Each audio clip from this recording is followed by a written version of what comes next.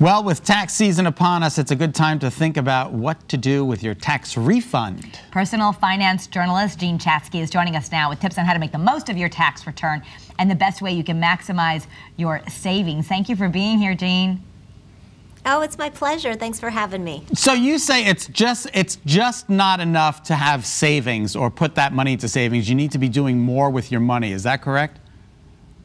You need to be maximizing those savings. If you are going to make the effort to save money, which by the way is not easy, you want to be making sure that you're getting the most for it. And right now, the average savings account in America is paying a very dismal 0.1% interest. You can do much better than that by just moving your savings to a high interest rate savings account. You can get 20 times the return. Wow, that's pretty incredible. So most people, when you find out you're getting a refund, it's a celebration. Yeah. And you're like, oh, let's go shopping.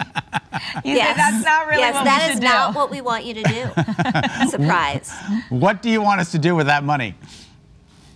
I want you to look at doing a couple of things. First, if you don't have an emergency cushion, and the vast majority of the people in this country don't have a big enough emergency cushion, the average tax refund right now is running about $3,000. That's a great starter emergency cushion. So put it into one of those high interest rate savings accounts like the one at Barclays, which is sponsoring this segment. It's paying 2.2%, so that's a good rate of return.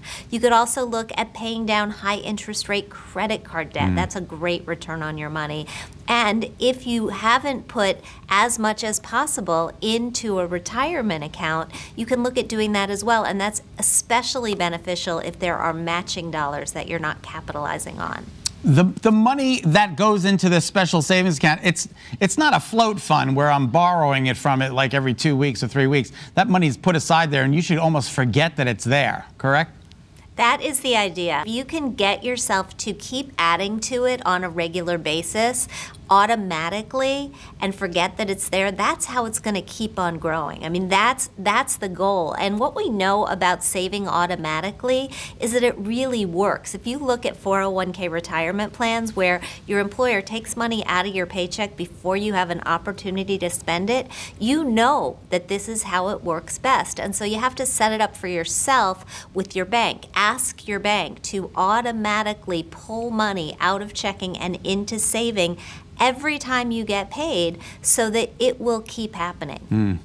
And then you just have to be, it's so easy nowadays on the app. You can transfer money, you can do this. You kind of have to or maybe ignore that savings account. Don't make it so easy to access. Yeah, that's absolutely right. You can de-link your savings accounts from your checking account if you want to make sure that you're keeping your hands off. Or a lot of these high interest rate banks, Barclays for example, they don't have a checking account that's linked to this savings account, at least not right now. And so it's easier to keep your hands off. Should we be investing some of that money, or is that Absolutely. Yeah, okay.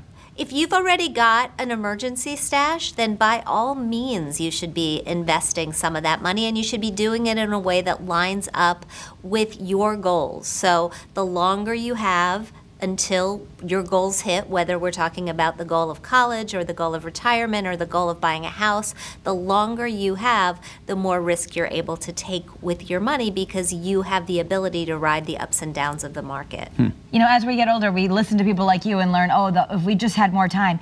As a mom of 2 kids, should you be getting one of these high yield savings accounts for the kids? At what age do they get a bank account, and how can you help even young ones learn? You know, I think it's great to open a savings account for your kids, but it's also great to ask yourself what these savings are for your children. And if you're talking about college, I'd rather see you put the money into a 529 college savings account, where often you get a tax deduction for making a contribution, and the money has the ability to grow tax-free until you pull it out to use it for qualified educational expenses. And real quickly, is it ever too little to get in touch with a financial advisor, or is that just for wealthy people?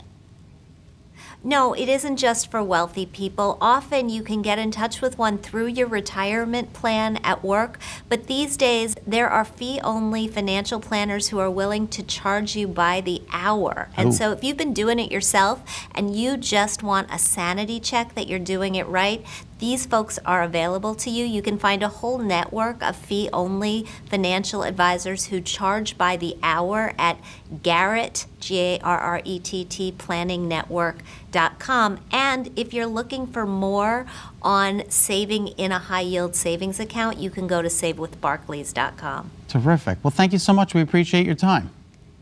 Thanks for having me. Great. You're going to find more information at savewithbarclays.com.